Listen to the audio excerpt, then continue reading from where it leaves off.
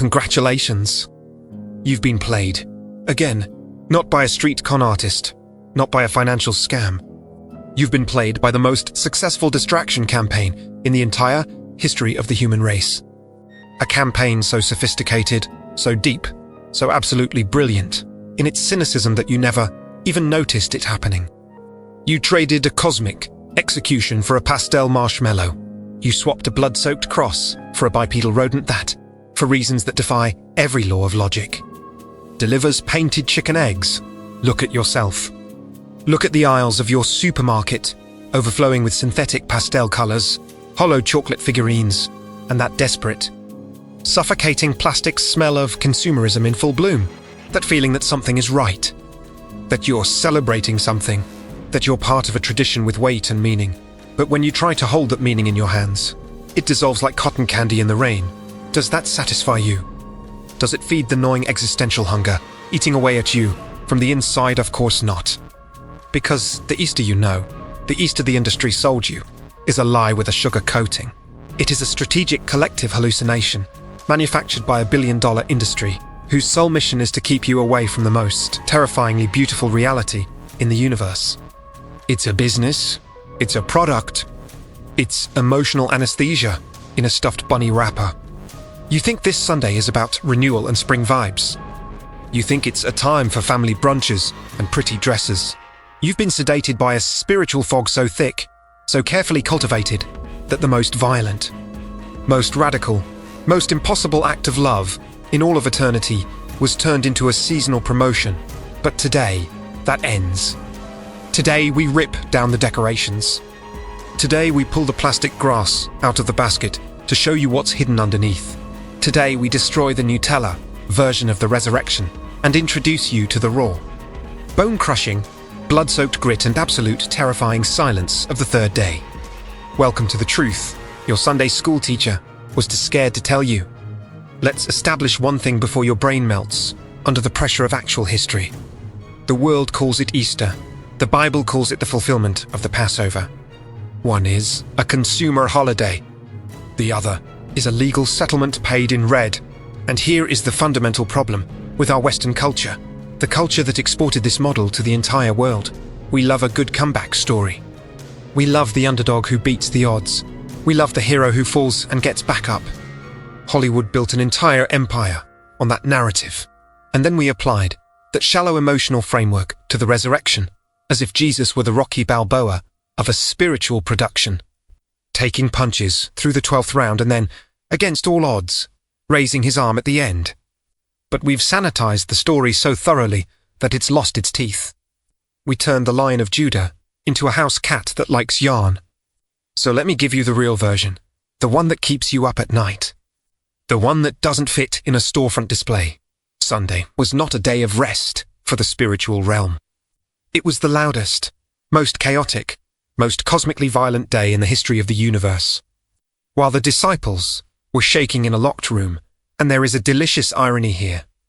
Considering death was being curb-stomped right outside that door, the very fabric of reality was being rewritten in real time. You are not celebrating a tradition. You are standing in the middle of a crime scene where the victim simply got up and walked away. You've been told that Jesus woke up. What weak language! What a timid description for an event that shook the very foundations of all existence. This was not a waking up. It was a hostile takeover. It was the moment, the setup of the fall met, the punchline of redemption. You are not looking at a man who came back to life. You are looking at the exact moment the grave became a gateway instead of a dead end. The difference matters. The language matters. Because weak words create weak faith, and weak faith creates Christians who buy chocolate rabbits and think that's enough. Let's talk about the angels. If you're picturing chubby babies with harps floating on pink clouds, please do us both a favor and wake up right now. That is a Renaissance hallucination, a lie created by artists who clearly did not read the original text. Brilliant artists, technically, but theologically dishonest. The beings guarding that tomb on Sunday morning were not decorations. They were sentinels of war. In our contemporary culture, we want angels to be cute protectors, spiritual bodyguards who make us feel cozy. We want them to look like white-haired models in margarine commercials. We want comfort, not reality. In the Bible, every time an angel shows up, the first thing that needs to be said is, do not be afraid, not because they're shy, not out of courtesy, but because their presence is physically agonizing for the human nervous system to process. The weight of a higher dimension overlapping with ours is literally overwhelming. The Roman guards, the most elite soldiers of the greatest empire the world had ever seen, were paralyzed with terror. Not a passing fright, not a startled jump. They felt like dead men. The text says they became like dead men, and here is the layer of irony most people completely miss. The guards of the dead man became the dead men. The ones who were supposed to be awake, watching, collapsed. The one who was supposed to be dead stood up. The angels did not roll the stone away to let Jesus out. He was already gone. They rolled the stone away so the world could look into the void and realize the void was empty. It was a taunt, a celestial challenge thrown against everything you think you know about death and finitude. A look what's left of your best security system, and the soldiers of the empire couldn't even stay on their feet. Most people miss the actual mechanics of what happened inside that tomb. They think it was a magic trick, an elaborate illusion, or maybe a supernatural event you simply accept on faith, without trying to understand. No, the resurrection was a brute force attack on the most sophisticated security system existence had ever produced. Death, since the Garden of Eden, since that moment, when everything first broke, death had a 100% success rate. Think about that. 100%. No exceptions on record. No bugs in the system. Every king, every beggar, every saint, every sinner ended up in the same cold embrace of the earth. It was the ultimate universal certainty shared by every human being of every culture of every era. It was the supreme superstition, the one rule no one dared openly challenge. Until that Sunday. On the third day, the system suffered a critical failure. The Bible suggests the earth didn't shake merely because of an angel. The earth shook because the physical world couldn't contain the spiritual weight of a perfected, glorified human body operating in a dimension that our current reality simply doesn't have the capacity to process without fracturing at the edges. Think about what that means for the entire universe. Creation felt its creator breathing again, and for a fraction of a second, or perhaps for a period far longer than we have language to describe, the laws of entropy. That fundamental rule that says everything deteriorates, everything decays, everything dies and turns to dust. Simply stopped functioning. That is not just a miracle, that is a revolution. That is physics bending the knee.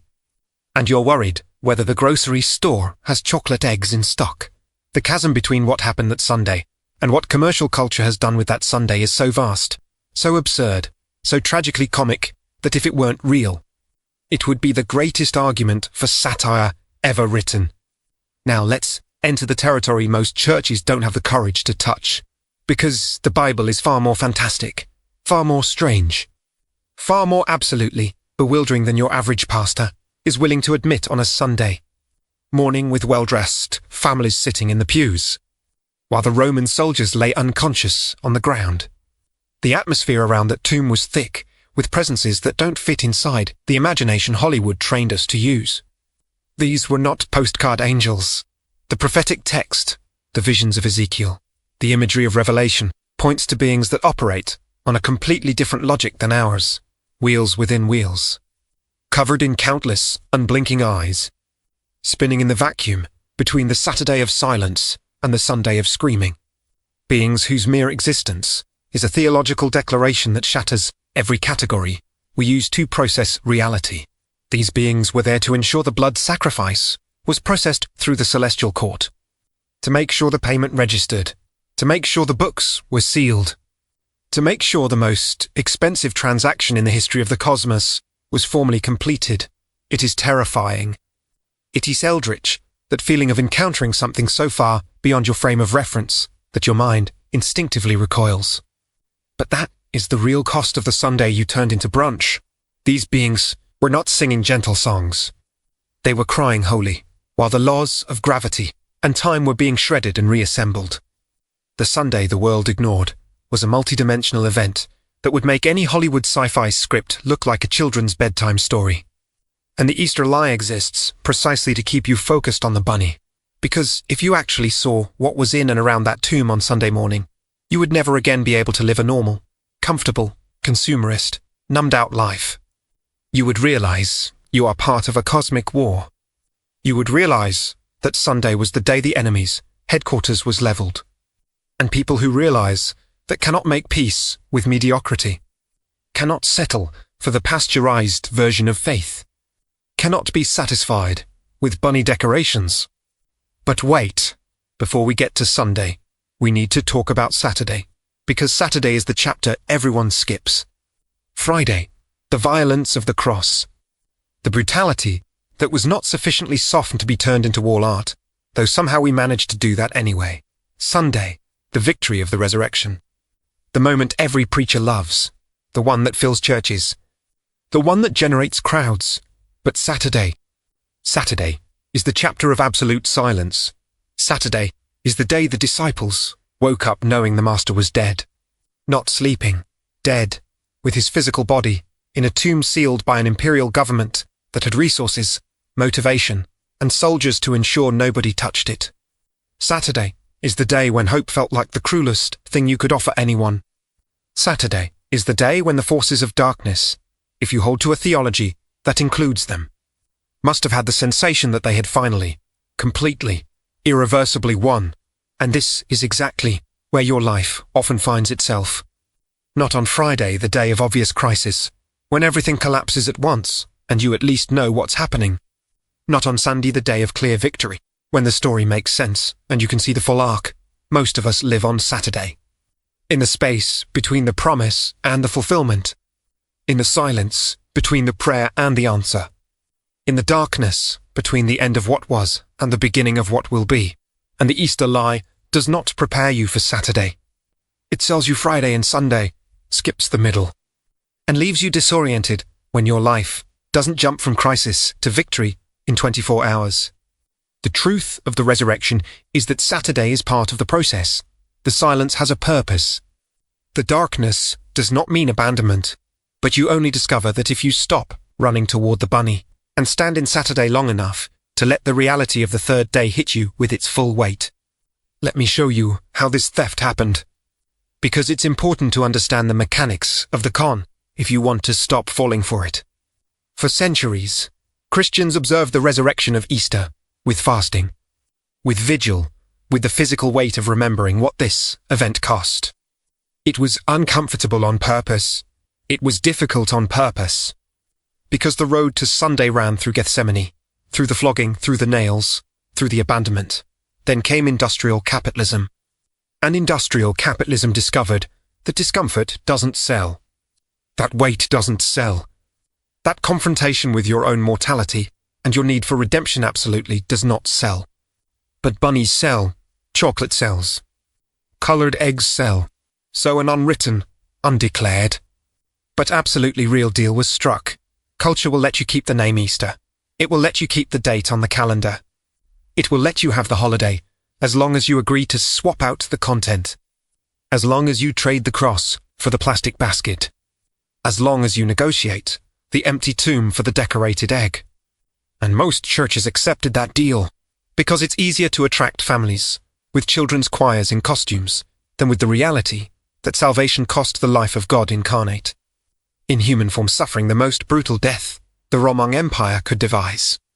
It's more palatable to speak of spring and renewal and new life in terms vague enough to offend no one than to look directly into the face of substitutionary theology and say you were dead, you needed a rescue. The rescue was paid. Now what are you going to do with that? That question is uncomfortable. That question demands an answer. That question doesn't fit in the Easter basket, so it was removed. And in its place, they put chocolate. Let's talk about the ancient world's superstition. For centuries upon centuries, generation after generation, the people of God lived under a shadow. A system that worked like this: blood to cover, blood to atone, blood to keep the relationship between human and divine from collapsing entirely. Every year, a lamb. Every year. The same ritual. Every year. More blood. It was a temporary patch on a permanently leaking ship. A provisional solution that seemed to have no end, and people became cynical. People asked in silence, because saying it out loud was dangerous. Is this all there is? More killing, more ritual, more blood that doesn't actually fix anything, that just postpones. It was a system designed to create anxiety, not because God is cruel, but because the anxiety of the incomplete system was the point. It was the setup. It was the narrative tension of a story being constructed across millennia, waiting for its climax. And the climax came on a Sunday morning. When Jesus walked out of that tomb, he was not simply alive, in the biological sense that television tries to summarize in 30 seconds before the commercial break. He was the receipt, the proof of payment for the oldest debt in the universe, marked as paid in full in the highest court of all existence. You no longer have to earn your way into the light. You no longer have to be good enough for the banquet of eternity. The light already broke down your door. The receipt is signed in blood and stamped on the third day. And here is what cheap theology never tells you. This is not merely a religious declaration. This is a change of legal status at the most fundamental level of reality. It is the difference between a debt you're trying to pay off with the minimum wage of your own goodness, which will never work, and a debt that was completely liquidated by someone with infinite resources who, for reasons that transcend any market logic, chose to pay it for you, not because you deserved it, not because you asked, not because you were doing a great job being a decent person, but because the love that operated that transaction exists in a completely different logic than any merit system the world has ever invented. Jesus did not come back as Jesus version 1.0, the same guy who got tired on the road, who got hungry, who wept at his friend's tomb. He came back as the prototype, the first of a new category of existence, the firstborn of the new creation. And here is what changes everything. The promise of this Sunday is not only that he did it, it's that you were invited to join the mutation. The Easter lie tells you to stay as you are and just be a good person, be polite, show up to church on the right dates, post a pretty verse on your feed, buy the organic chocolate, because if you're going to be superficial, at least be sustainable. The Bible tells you to die to the old version of yourself and rise as something the world has never seen. This is not a self-improvement plan. This is not spiritual coaching. This is not the best version of yourself. It's a categorical evolution. You don't become an upgraded human being. You become a different kind of being. Someone science has no category to catalogue. Someone philosophy has no vocabulary to fully describe. The Apostle Paul used the phrase new creation, not new you, new creation. The same word used to describe the beginning of everything in Genesis. The same creative force that turned formless void into ordered cosmos is now available to operate within individual human experience, but you have to actually want it. You have to be willing to let go of the plastic basket. You have to be willing to sit with the discomfort of Saturday. You have to be willing to face Friday before you receive Sunday. Because there is no resurrection without death first. And our generation wants Sunday without Friday, wants the victory without the process, wants the transformation without the surrender that doesn't exist. It never existed. Jesus himself did not skip the hard part. Why do you think you will? Let's talk about evidence. Because this is not a subject where you can just believe because you're supposed to and call it a day. When the disciples went to the tomb that morning, Mary Magdalene first, then Peter and John running, what they found was not a missing body. What they found was a specific, deliberate scene that spoke louder than any verbal declaration could. The burial clothes were there, folded, not thrown aside as if someone had torn them off in a hurry, not scattered as if grave robbers had acted in rushed desperation, folded, organized, in the exact position where the body had lain. That is the detail of someone who left calmly, with total control, with the absolute awareness that there was no rush, because death was no longer a threat that needed to be escaped. It had been defeated, completely, permanently, and then came the encounters. Mary, weeping outside the tomb, turns and sees someone she assumes is the gardener. And here is one of the most devastatingly human moments in the entire narrative. He speaks her name. Just that, Mary, and she recognizes him instantly. No a vague apparition. No symbol. Not an intangible spiritual experience, a feeling like he was present. Her name. In his voice, with a timbre she recognized, because she had spent 3 years listening to that voice heal people.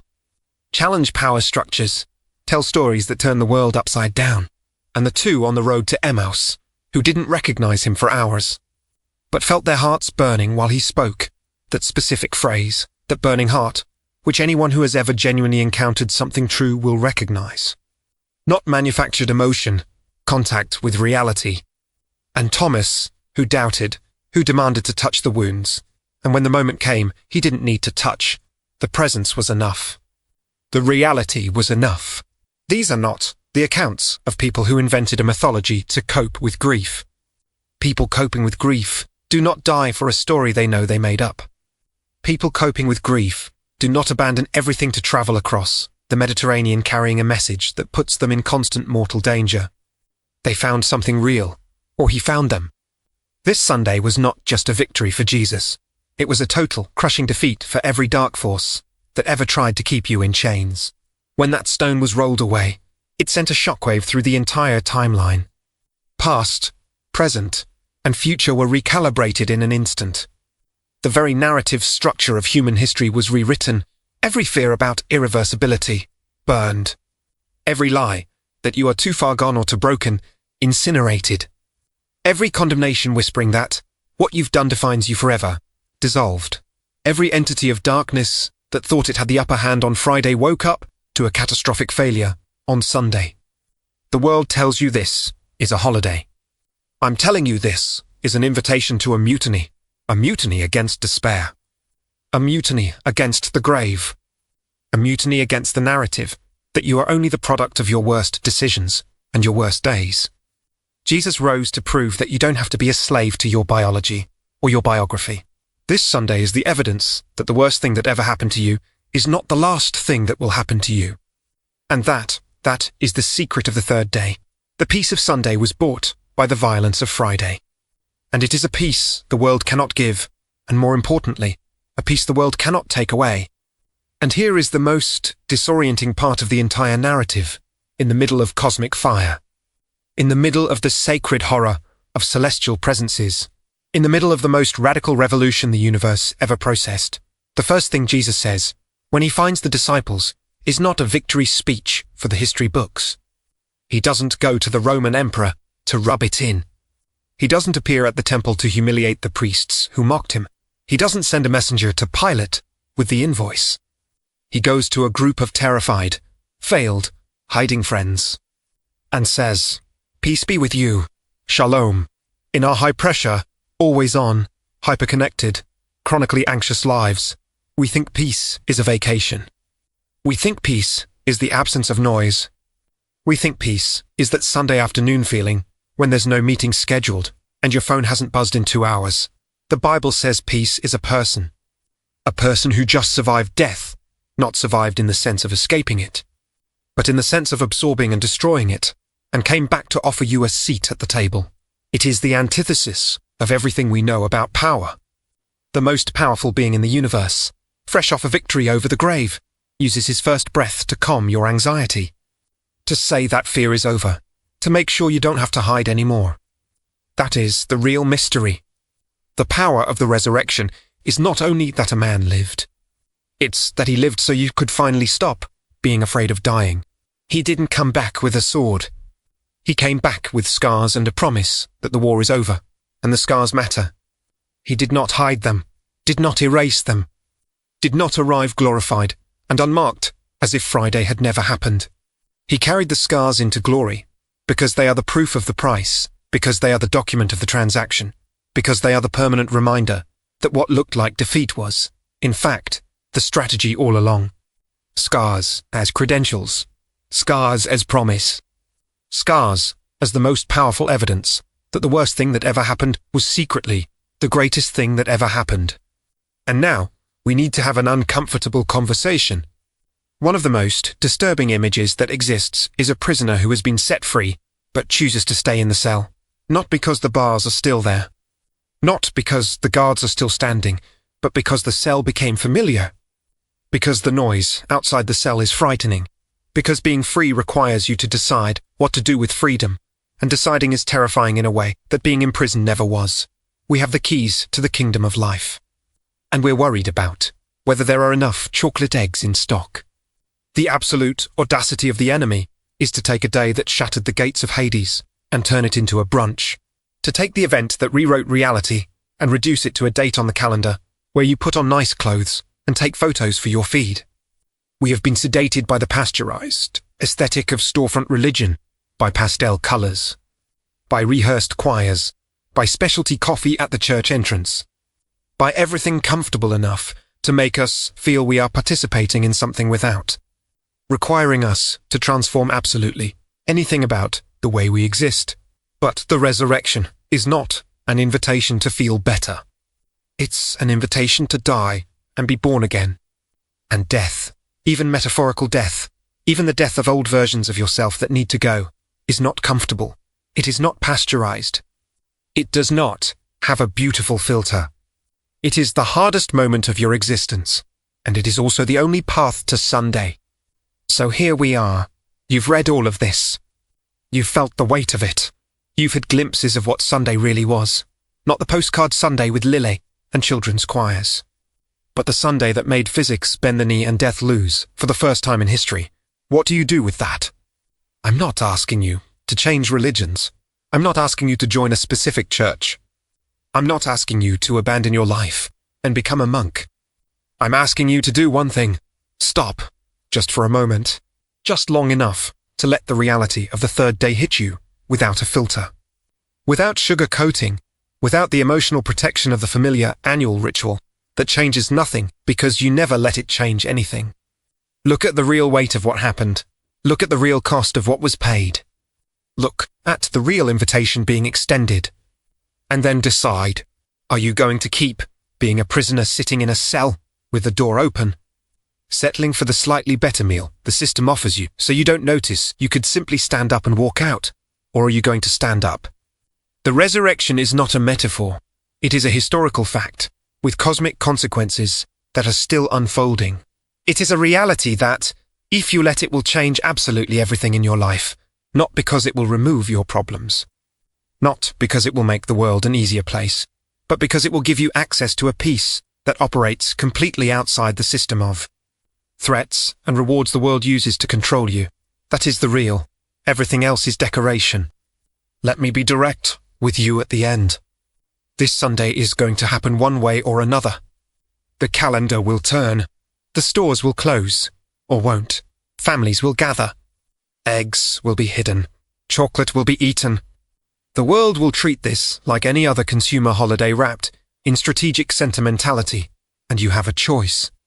You can participate in the holiday as a spectator, as a consumer, as someone who receives the carefully manufactured emotional product that's been sold to you across decades of cultural conditioning. Or you can be the living evidence that the tomb is empty, not in front of the camera, not in the caption of the post, not in the "He is risen" comment you type and immediately forget, in the way you live on Monday, in the way you treat the most difficult person in your life, in the way you face the fear that has paralyzed you for years, in the way you refuse to accept that the worst thing that happened to you defines what you can become. If the risen one is real, and the historical, philosophical, and existential evidence points to the fact that he is, then the resurrection is not only past, it is present, it is active, it is available, and you can enter it right now. Not on the Sunday the industry built, on the Sunday that changed everything. That is the secret of the third day, and no stuffed bunny is ever going to tell you that. Shalom.